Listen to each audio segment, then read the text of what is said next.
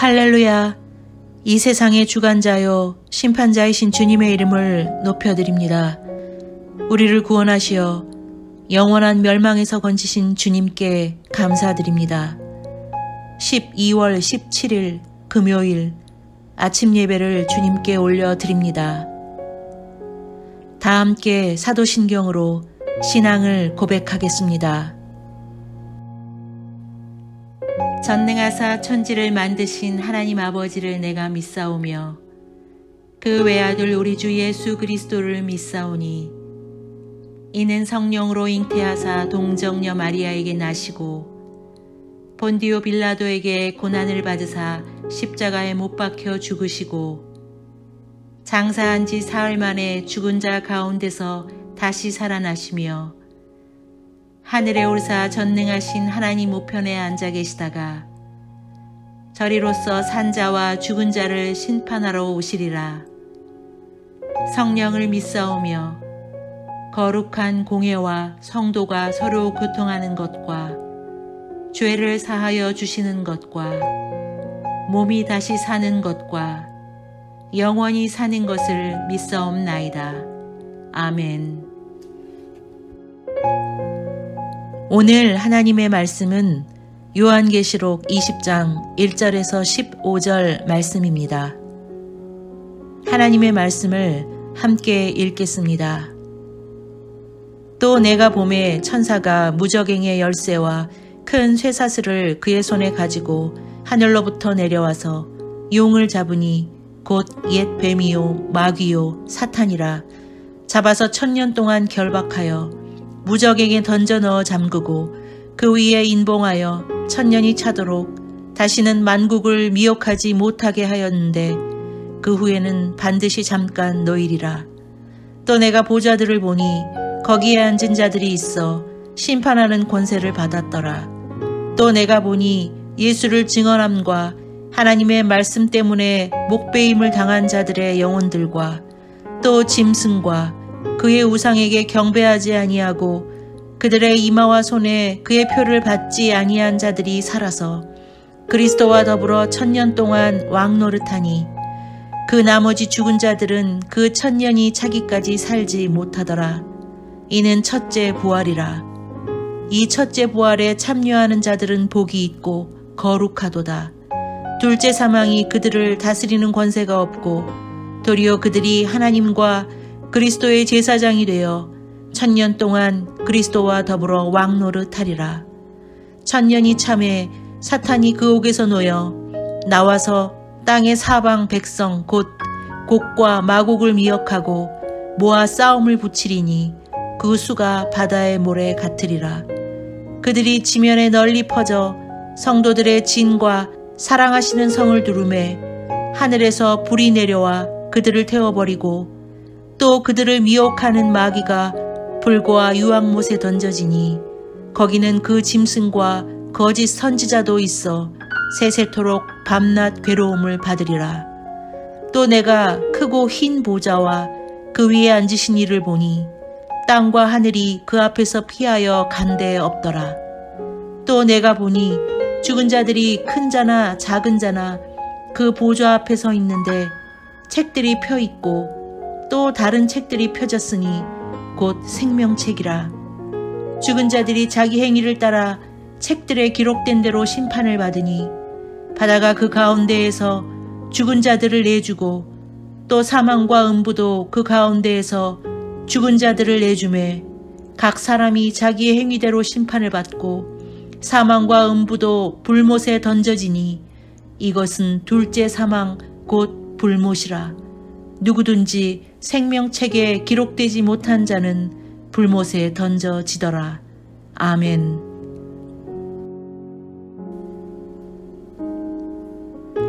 바벨론과 두 짐승의 심판과 멸망에 이어 오늘 말씀에서는 악의 세력으로서의 용의 심판을 소개합니다.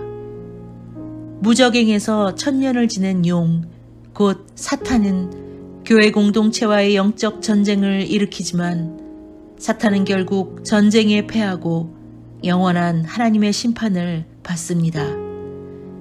그리고 다시 오실 예수님의 재림으로 흰 보좌 심판이 시행될 때 각 사람들은 자기 행위대로 심판을 받을 것인데 그중 생명책에 기록되지 못한 자들은 결국 불못에 던져져 영원한 심판을 받게 된다는 내용을 전하고 있습니다. 음녀 바벨론이 심판을 당하고 백마를 타신 주님과 그분의 군대에 의해 짐승과 세상의 왕들, 거짓 선지자들이 심판을 당했지만 그러나 마지막으로 아직 중요한 심판이 남아 있었습니다. 이는 공중의 권세 잡은 자, 큰 용, 옛 뱀, 거짓의 아비라 불리는 사탄을 향한 최종 심판이었습니다. 요한은 무저갱의 열쇠와 큰 사슬들을 가지고 하늘에서 내려오는 천사를 보았다고 말합니다. 그 천사는 사탄을 잡아 결박하여 무저갱으로 던져 넣어 1000년 동안 만국을 미혹하지 못하도록 했지만 그러나 사탄은 잠시 풀려나게 됩니다. 그 후 요한은 심판하는 권세를 받은 사람들이 보좌에 앉은 것과 예수님을 증언하고 하나님의 말씀을 전하다가 순교한 사람들의 영혼을 보았는데 그들의 영혼은 하늘 보좌에서 부활 생명을 얻고 그리스도와 함께 있었다고 말합니다. 만국을 위협하고 사람들을 미혹하며 공중에 권세 잡은 사탄의 정체는 이제 모두 드러나고 무저갱에 처참히 던져지게 되었습니다.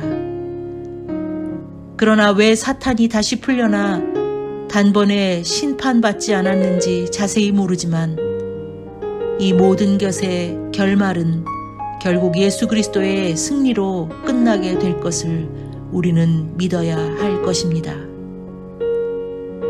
때로 우리는 하나님의 뜻을 다 이해하기 힘들 때가 있습니다.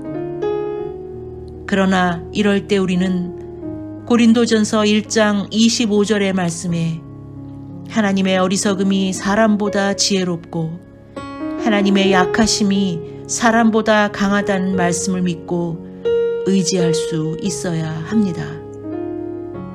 그러므로 지금은 악이 성행하고 세상 가운데 공중 권세 잡은 자들이 판을 쳐도 우리는 그것 때문에 하나님의 신실함마저 의심하면 안 될 것입니다. 사탄은 결코 주님을 이길 수 없고 그것마저도 하나님의 손 안에서 마지막까지 발악할 뿐이기 때문입니다. 그리고 계속해서 요한이 본 짐승과 우상에게 경배하지 않고 이마와 손에 표를 받지 않은 사람들은 부활하여 그리스도와 더불어 1000년 동안 왕이 되어 다스릴 뿐 아니라 그들의 영혼은 하늘 보좌에 그리스도와 함께 있다고 말합니다.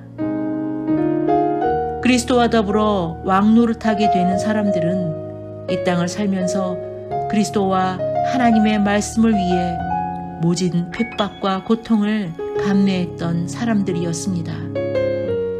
그들은 끝까지 신앙의 절개를 지키며 순교를 당했던 사람들입니다. 고난을 당하고 목숨을 잃었지만 주님은 마지막 때에 완벽한 보상을 약속해 주셨습니다. 이는 그들의 아픔을 알고 인내의 시간을 견딘 자들의 눈물을 씻어주시고 기억하시는 하나님의 은혜와 보응의 선물이었던 것입니다. 그러므로 로마서 8장 18절 현재의 고난은 장차 우리에게 나타날 영광과 비교할 수 없도다의 말씀이 결코 과장이 아님을 보여주고 있었습니다. 이제 때가 차고 1000년이 지나 사탄은 옥에서 풀려나 땅의 사방에 있는 사람들 곧 곡과 마곡을 미혹하고 전쟁을 일으키는데 하나님을 대적하기 위해 모인 사람들의 수가 바다의 모래와 같다고 요한은 말합니다. 여기서 곡과 마곡은 하나님을 거절하는 세상의 나라들과 사람들을 뜻했습니다. 그러므로 사탄이 잠시 옥에서 풀려나야 하는 이유가 끝까지 하나님을 대적하고 이길 수 있다고 생각하는 사람들의 소석을 분명하게 드러내고 있었습니다. 그리고는 바다의 모래처럼 많은 무리가 성도들의 진과 사랑하시는 성을 포위하지만 그와 같은 일촉즉발의 위기 가운데 하나님은 하늘에서 불을 내려 그들을 전부 태워버리고 마귀는 앞서 짐승과 거짓 선지자가 던져진 불과 유황못에 던져져 영원히 밤낮으로 괴로움을 당하게 되었다고 말합니다. 천년을 가두어 놓아도 사탄의 본성은 변하지 않는 것입니다. 그러나 분명한 것은 전쟁은 하나님께 속했다는 것입니다. 하나님을 대적하는 세상과 마귀의 권세가 아무리 강하다 할지라도 그것은 우리가 두려워할 존재가 아니라는 것입니다. 그저 이 전쟁은 하나님이 일하시기만 하면, 하나님이 역사하실 그 순간 이는 채 시작되기도 전에 끝이 나기 때문입니다. 그러므로 마지막 때에 성도가 싸울 싸움은 오직 믿음의 싸움뿐이라는 사실입니다. 계속해서 요한은 크고 흰 보좌와 그 위에 앉으신 분을 보았습니다. 그리고는 공중에 권세 잡은 자가 활개치던 옛 땅과 옛 하늘이 그분 앞에서 피하여 사라지고 없어졌다고 말합니다. 그러자 죽은 사람들이 그 보좌 앞에 서 있었고 여러 책이 펴져 있는데 그 가운데 생명책이 있었다고 말합니다. 그리고는 죽은 사람들이 자기 행위를 따라 그 책들에 기록된 대로 심판을 받았고 그 후 바다와 죽음과 지옥에서도 죽은 사람들을 토해내어 그들 또한 자기의 행위대로 심판을 받았다고 말해 주었습니다. 그리고 죽음과 지옥도 불못에 던져졌는데 이것이 둘째 사망이라고 말하며 누구든지 생명책에 이름이 기록되지 않은 사람은 이와 같은 불못에 던져질 것이라고 말씀합니다. 이것이 마지막 심판입니다. 그때에는 성도뿐 아니라 죽은 자들까지도 모두 부활하여 자신의 삶에 대한 평가와 심판을 받을 것입니다. 그러나 생명책에 기록되지 않은 사람, 역할을 다한 사망과 지옥마저도 주님은 마지막 심판 때가 되면 불못에 던져질 것이라고 하며 둘째 사망, 영원한 심판이 분명히 있다고 말합니다. 우리는 오늘 특별히 12절 말씀에 집중하기 원합니다. 또 내가 보니 죽은 자들이 큰 자나 작은 자나 그 보좌 앞에 서 있는데 책들이 펴 있고 또 다른 책이 펴졌으니 곧 생명책이라. 죽은 자들이 자기 행위를 따라 책들에 기록된 대로 심판을 받으니. 성경은 마지막에 크고 두려운 심판이 있다고 전합니다. 그리고 두렵고 떨리는 그 심판은 천국에 있는 책에 근거한다고 말합니다. 그리고 우리의 행위를 다 아시는 주님은 우리가 행한 대로 심판하실 것이라고 합니다. 그러나 주님은 또 다른 책, 생명책이 있다고 하며 오직 믿음으로 구원을 받은 사람들의 이름이 그것에 기록되어 있다고 말합니다. 그러므로 성도는 생명책에 기록된 것에 따라 사망의 심판을 면제받겠지만 그 행위를 따라 심판은 받게 될 것입니다.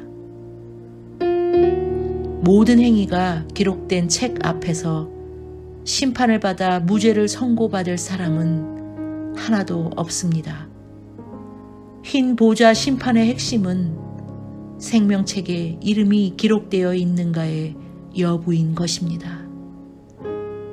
그러므로 우리는 어떻게 이 심판의 때를 준비해야 할 수 있을까요? 우리의 행위로는 절대 벗어날 수 없는 사망의 존재에서 우리는 무엇을 할 수 있을까요?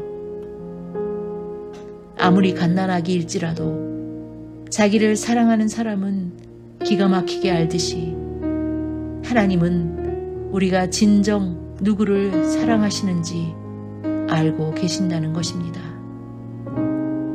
이제 우리는 예수님께서 요한의 아들 시몬에게 물으셨듯이 언제든 우리 자신에게도 되물을 수 있어야 할 것입니다. 내가 진정 나를 사랑하느냐?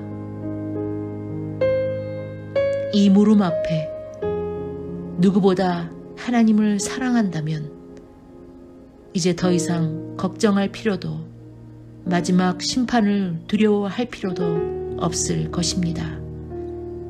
왜냐하면 아버지를 진정으로 사랑하는 우리의 이름은 반드시 생명책에 있을 것이고 이를 이기는 자는 둘째 사망의 해를 절대 받지 않을 것이기 때문입니다. 그러므로 하나님을 진정 사랑하십니까? 생명을 걸고 하나님을 더욱 사랑하십시오. 심판의 때를 준비하는 우리의 자세는 그것뿐입니다. 기도하겠습니다. 이 세상의 주관자요 심판자이신 주님의 이름을 높여드립니다.